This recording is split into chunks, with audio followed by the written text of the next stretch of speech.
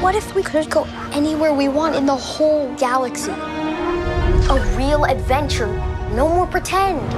Before we start today's video, check out our merch shop, linked in the description down below. Use code Ahsoka in all caps to get $7 off your order. May the Force be with you, and enjoy the vid. Hello there. This is where the fun begins. What's up guys, Unofficial Star Wars here. Hope you're doing well, and welcome to my Star Wars Skeleton Crew Episode 1 review / breakdown video. We of course are going to go ahead, hop right on into it, discuss a number of the different references, things that you might have missed throughout the first episode, as well as a plethora of different Easter eggs throughout the first episode. Rest assured, I will have a second video here on the channel shortly about the second episode, so stay on the lookout for that by grabbing that subscribe button if you haven't already. We of course are going to go ahead, we're going to hop right on into it, break it all down for you guys with everything that we know and everything that we're anticipating right now.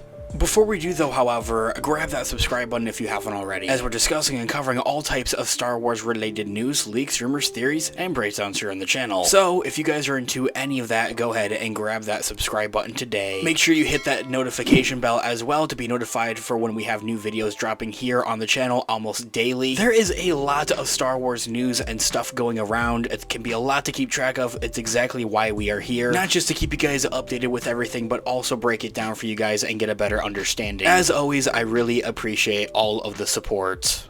Okay, so of course I think it should go without saying that yes, there are spoilers ahead. My non-spoiler review / breakdown is that this show, whatever you're expecting, it's so much more than that. If you're going into this with a low kind of mindset and thinking it's not going to be the greatest, brace, because it is pretty good. I've really gone in and really enjoying these first 2 episodes here thus far. And when you go into it with that mindset, with no expectations and kind of just no pre-visual, essentially, you're going to enjoy it and you're going to like it. It's a fun show is what it is at the end of the day, and it may add up to be something so much more based off of some of those different reveals that we also especially saw in the second episode, but as I had mentioned, we'll discuss that in a later video. Taking it back to a couple of years ago, 5 years at this point in 2020, when all of these initial shows were announced years ago, there were 2 that got us most excited, as Rogue One is one of our favorite Star Wars movies and or instantly stood out, and since it had become a beloved piece of the franchise.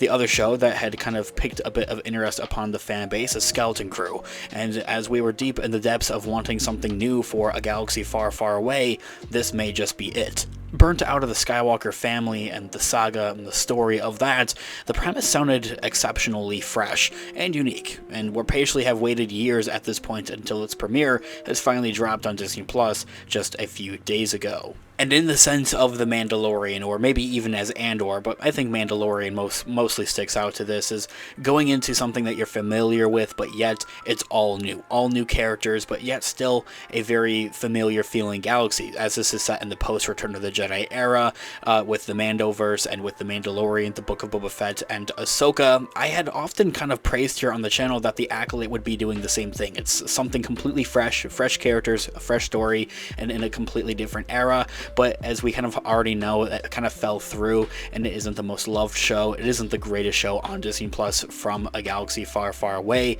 Doesn't necessarily mean it's terrible, but that is for a different discussion. That is a different show. Skeleton Crew does that, but it is still set within a familiar part of the eras and the franchise of that post-Return of the Jedi era.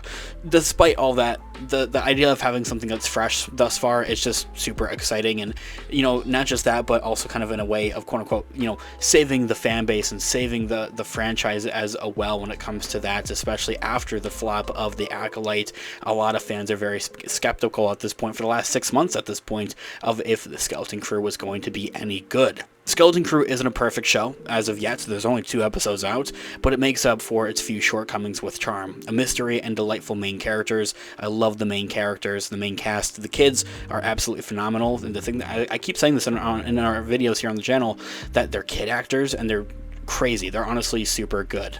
What this opening episode especially did was play so well into the realms of nostalgia, but in a brand new way. It's not just giving us Luke Skywalker or a cameo in the sense, but just the way the vibe kind of came on. It felt very nostalgic, is something that a lot of fans have also said. This wasn't the normal kind of nostalgia that we're used to with the cameos or returning to Tatooine for the millionth time, but in the sense of an adventure, really, and what the core story is about, at least thus far, and into the sense of it's nostalgic nostalgic not just for old Star Wars like the original trilogy, but nostalgic in the sense of other movies that were coming out in the 80s as well.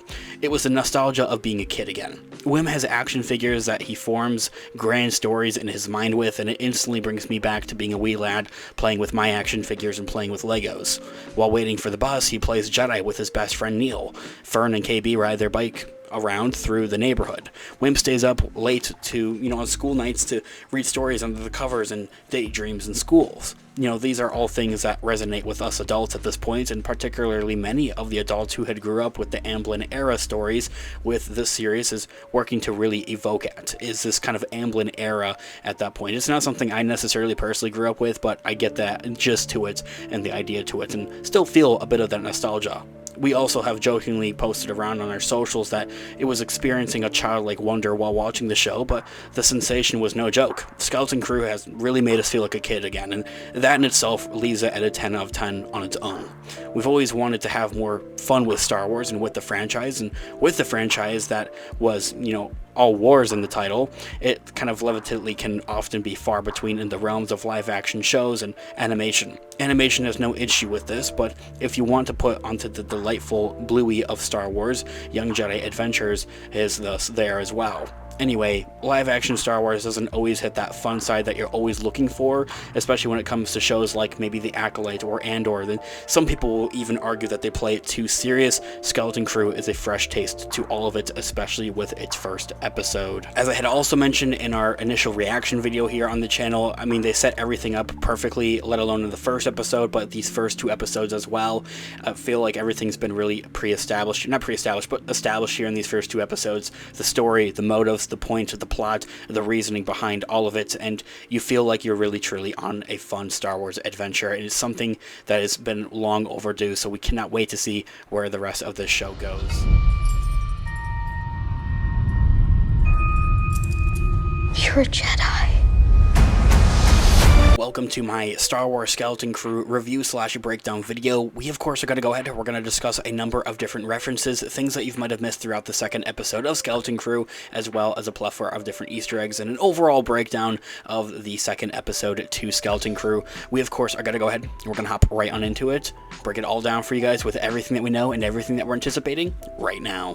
Okay, so I think I should go without saying that yes, of course, there are spoilers ahead for Skeleton Crew's first 2 episodes, but in this video we are primarily going to be discussing its second episode. My non-spoiler review of the second episode, the first 2 episodes, is stop what you're doing, go watch it, go into it with an open mind, and you'll honestly really like it, and that's kind of what I did. I wasn't really going into the show with many anticipations or many expectations, and well, here we are. It really paid off, and this is just a fun adventure. Take it as it is. It's just a fun show.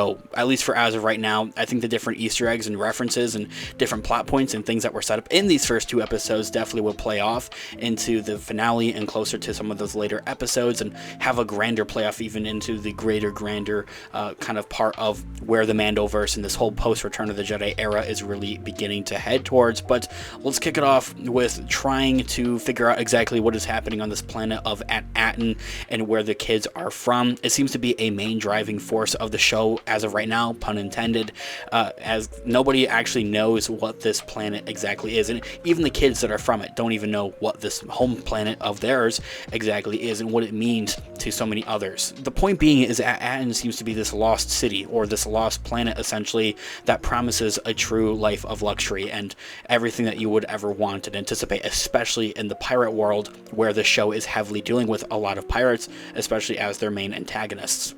The kids can't get home until they figure out why their planet is hidden in the first place as well, and even at that, still trying to figure out why their planet of Aten is hidden away in something that just nobody seems to know about. Why is it specifically a pirate legend? What are the security droids that roam at Aten seem to be hiding, and the whole society as a whole seem to be hiding from the grander universe? It almost plays as like this Wakanda from the Marvel Cinematic Universe, but in a galaxy far away, and for the Star Wars IP. Why haven't the kids ever seen the Star Wars before and have left this planet? If the childlike fun isn't hooking you at this point, this is the part that will keep adults coming back. I'm concerned about what will happen to Wim's father, Wendell, as he is taken to whoever the mysterious supervisor seems to be, but I think that there is an exciting setup for this quote-unquote like second part of the story, like a second story going on within the main story, of course. And kind of just seeing where things play off with all of that is something that's kind of piquing my interest as well. How the society of Aten also plays with the greater society of a galaxy far, far away. Like, does other factions, essentially like the New Republic, know that Aten is a thing, is kind of a big question right now. Fern's mother, Farah, as well, seems to understand that not everything is as seems to be on the planet if the trailers are also to be believed, and that they're also kind of in the hidden and in the shadows, and that there is a higher archy out there that's kind of keeping them in the shadows, and not everybody knows that Aten is, you know, as hidden as it is. The other big question that we're interested in uncovering is how will Skeleton Crew be connected to the bigger, grander universe, as I had mentioned, to the rest of the Mandoverse, the other implication of the other shows, such as The Mandalorian, The Book of Boba Fett even, Ahsoka, and everything else that is going on in this vast Mandoverse and post-Return of the Jedi era. Skeleton Crew specifically takes place right after the events of The Mandalorian Season 3, and actually seems to be taking place at the same time as Ahsoka, so maybe by the time this finale rolls around, or the later episodes roll around, we'll hear something about Thrawn, but that's something I'd like to discuss in further detail and in further depth in a separate feature video here on the channel. While the pirate Vane, I think everybody knows about at this point, who makes his wonderful reappearance from The Mandalorian Season 3 in Skeleton Crew, he can't be only connected to the bigger story. It can't be a mere kind of just a coincidence, I think.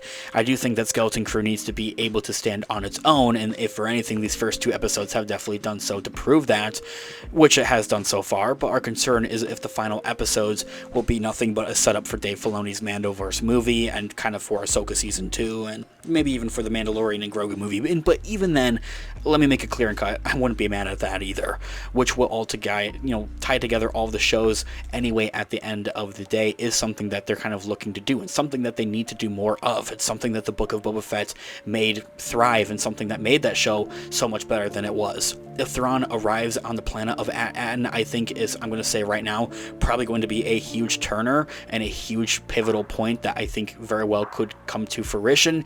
Again, it's something I'd like to discuss in a separate video here on the channel in more detail and in more depth, but I definitely think that can be a huge thing that we'll see. The reasoning for Aten being such a hidden planet as well, it definitely has an uncoven of resources, something that the rest of the galaxy would be hungry to get at. And also having Thrawn invade and take over all of their money to fund his new empire, it'd be kind of salty, but, you know, it'd be a nice setup for with what we would see for the rest of the Mandoverse, as I had mentioned. So far, the showrunners have done an excellent job making something new in Star Wars while still weaving in the threads that something is still happening for the bigger, grander story, and we're waiting to see if this execution will land on 2 feet. If we had any gripes, it would simply be having longer episodes. I think for one is something that we can all agree with. I was a little bit caught off about like having like the credits are exceptionally long. I feel like they're like a closer to 10 minutes. You can correct me if I'm wrong, of course, but they feel a bit longer than need be.